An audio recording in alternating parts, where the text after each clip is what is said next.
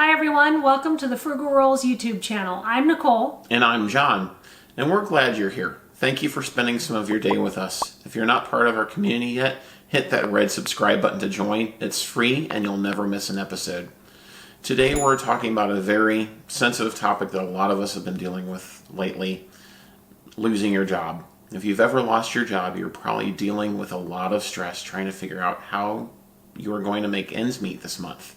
You may be even losing sleep or feel weighed down with worry. First of all, I'm sorry. Losing your job makes everything more difficult. I know what that feels like, and I want you to do something with me right now. Take a deep breath. We're going to show you how to deal with a layoff and turn it into an opportunity for growth and possibly moving into a job you enjoy more than the one you just lost. While you might feel hopeless right now, you can turn things around. Follow these 8 steps in order to get yourself into a new and better financial position.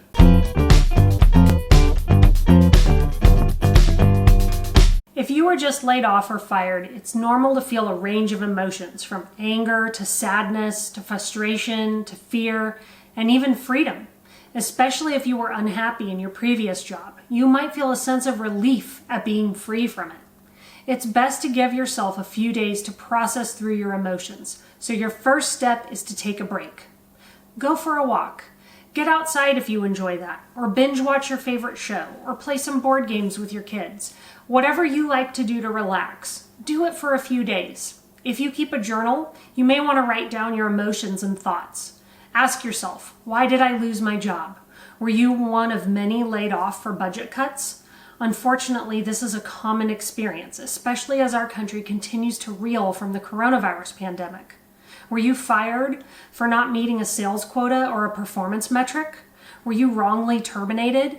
These are all important questions to think through and answer for yourself with clarity so you can take the next best step. Most likely you were furloughed or let go for no fault of your own. While you should continue to process your feelings and examine what you can do to improve your job prospects, after a few days, it's critical to move on to step 2, filing for unemployment. Now, this next step, you want to immediately go to your state's Department of Labor website and file for unemployment benefits. If you feel hesitant or ashamed to do that because it feels like a handout, I'd encourage you to think about it differently. Employers pay tax on your wages into your state's unemployment fund so that you and any other worker whose employer is doing the same can benefit from this fund while they are looking for a new job. This is exactly what this money has been set aside for, and you earned it through your labor for your former employer. It's a benefit they were paying for you while you were working, and now that you're not, you have a right to it. Even if you're being paid a severance, you still have a right to file for unemployment unless you sign something with your employer specifically saying you wouldn't when you were hired. The unemployment office will consider any severance you're receiving when they process your application for unemployment, so don't feel bad about applying. The first unemployment payment may take several weeks to get to you, so after applying you want to look for other ways to bring money in. We'll get to those ways here in a minute. But first we need to cover step 3, which is investigating your health insurance options. This is another step you want to take right after losing your job because you have a limited window to get your health insurance options worked out. Your employer may offer a continuation of your health insurance benefits for a period of time such as 3 or 6 months, or you may be entitled for COBRA benefits. COBRA is a federal law that allows employees to continue using their employer's health insurance for a period of time after being laid off.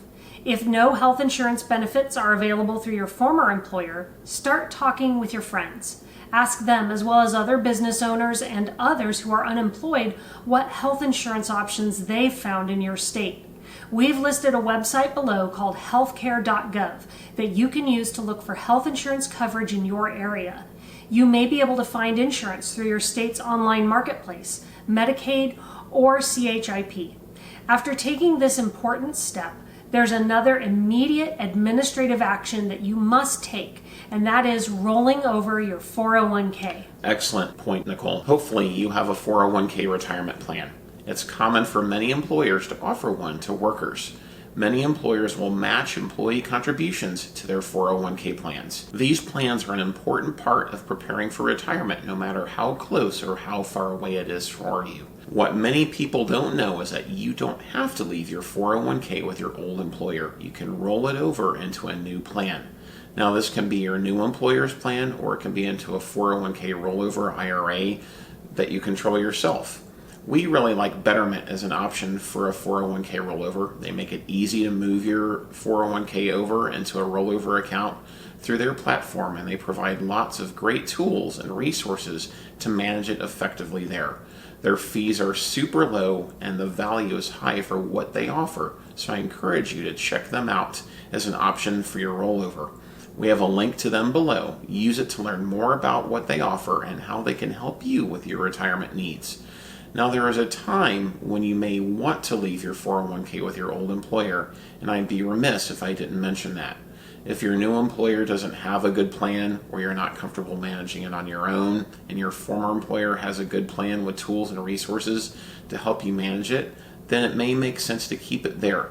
However, in many cases, the wise move is to open a 401k rollover account. Now at this point, if you follow our steps in order, you will have done the best immediate items of what to do if you lost your job. Now it's time for the remaining 4 steps, all of which are more time consuming but equally important. So let's move on to step 5, creating a budget. We've gone into detail about how to do this in a separate video, so please watch that for more on how to do this. But in essence, you want to write down all of your expenses and your income for the month. Obviously, your income is going to be different right now, but your expenses likely won't be. This is going to create a problem. You may have bills you can't pay. You need to figure out how to make what you're earning work financially so you're not racking up debt. If you already have a budget, it's time to update it with your current income. Make your expenses work with the new amount of income you have. If you've never made a budget, now is a perfect time to start one. There are lots of tools out there that help make this as easy as possible for you. We list some of our favorite posts and tools below, but again, we cover all the basics about how to create a budget in our video on that topic, so if you need help, watch it. Now, after creating or updating your budget, you're ready for step 6 of what to do if you lose your job, cutting costs. You will have just listed all your expenses in step 5, so now it's time to honestly look at them one by one and figure out which ones you can cut or reduce. Look at everything, and I mean everything you spend money on each month, and list those expenses in order of most important to least. Food, utilities, shelter, and transportation should be at the top, as you cannot survive without those. Everything else needs to be on the chopping block, including debt payments and saving. Now, if you can, you should do those things, but if you aren't making any money, you need to slash your expenses down to the bare minimum until you have regular income coming in again, which will happen, so don't let fear paralyze you. In fact, we're going to talk about some great ways to bring in cash in just a minute. But first, trim all you can. Contact your phone, cable, internet, and other service providers and ask what they can do to lower your payments. If you're still paying for cable, for example, cut the cord and either put entertainment on hold altogether or sign up with an inexpensive streaming service. You can watch our video on the 5 best ones for more on that topic. Consider using an app like Trim, which we link to below. It's a terrific tool that negotiates discounts from your billers for you. You just connect it to your bank account and it looks for savings. Then you get to decide whether or not you want them. And let's be honest, why wouldn't you want to save money when you just lost your job? Now, hopefully you have an emergency fund to help cover your expenses while you're looking for work. But if you do lose your job and have no savings, you need to put saving money at the top of your priorities once you do get hired again. That's right. You don't want to be in this position again, so start an emergency fund. We have a lot of great resources to show you how to do that too. For now, let's leave trimming behind and move on to step 7, looking for ways to bring in cash. There's only so much you can cut, especially when you're out of work. You need to make money. Thankfully, there are some things you can do right now to get it. Do you have a car, bike, or scooter and a driver's license? Are you at least 18 or 19 years old? If so, you can sign up with a delivery service app and make $20 per hour or more delivering food, groceries, and other items. This is a booming business right now, as many people want to avoid going out as much as they can. DoorDash, Grubhub, Uber Eats, and Postmates are 4 of the top delivery services to work for. We have a video where we cover the best delivery service apps to work for, so watch that for more details about how to sign up and start earning good money with them. Another way to bring in money is to sell items you don't need. You likely have used electronics sitting around that you can sell for cash, or furniture and other items you don't use, but can put to work for you, making you cash to help you make ends meet while you look for work. What skills do you have that you can monetize? Freelance writing, coding, graphic design, proofreading are all skills that you can use to make money from home right now. I know because I started a freelance writing business 12 years ago and turned it into a 6-figure-a-year salary for myself. And I know that if I can do it, so can you. That's exactly right. This is part of how losing your job can become an opportunity for better, higher paying, and more satisfying work for you. This brings us to our 8th and final step of what to do if you lose your job, and that's to apply for a new one.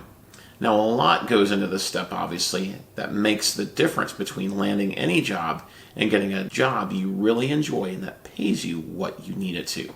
The first thing you want to do as part of your job search is to update your LinkedIn profile and resume.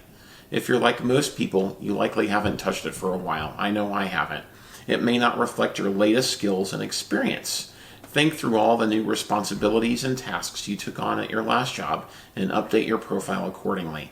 Connect with people across your professional network, on LinkedIn and throughout your community. While it may be harder right now to do in-person networking, there are still lots of career organizations in your city that are planning virtual events where you can get the word out that you are looking for work. Get references from former employers, managers, and coworkers and add them to your profile.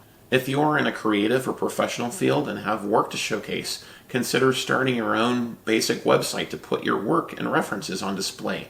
Bluehost is a terrific resource to help you do this and gives you everything you need to quickly create a site and get it online for just $2.95 per month. It's a very affordable way to expand your hiring opportunities. You also want to check online job boards and local job listings. Focus your job search on the kind of opportunities that pay what you need and, more importantly, let you do work you enjoy. You can always earn more money on the side, but there's not a lot you can do if you end up stuck in a job you hate other than leave, which will wind up right back where you are now. You also want to practice interviewing. Think about how to describe why you're looking for work in a way that doesn't start with, "I lost my job." Say your company was restructuring, or that you are looking for a job where you can use your skills and experience to help a company grow and thrive. Finally, you want to stay positive throughout this entire process. Believe me, I know how difficult that is. Before I started Frugal Rules, I was miserable in my day job and I went on dozens of interviews. And worse yet, several of those interviews I was second and never picked. I was so tired of hearing that I lost to an internal candidate that I finally decided to start my own business. Fast forward 8 years and I couldn't be happier with the decision I made. You know, that could be you too. John's right. Stay positive and keep at it. You don't know what your life will look like next week or next year. Things can turn around for you. Just don't give up. Okay, leave us your questions in the comments below. And if you haven't already, hit that red subscribe button so you can be notified of our new content. Thanks for watching, and we'll see you in our next video.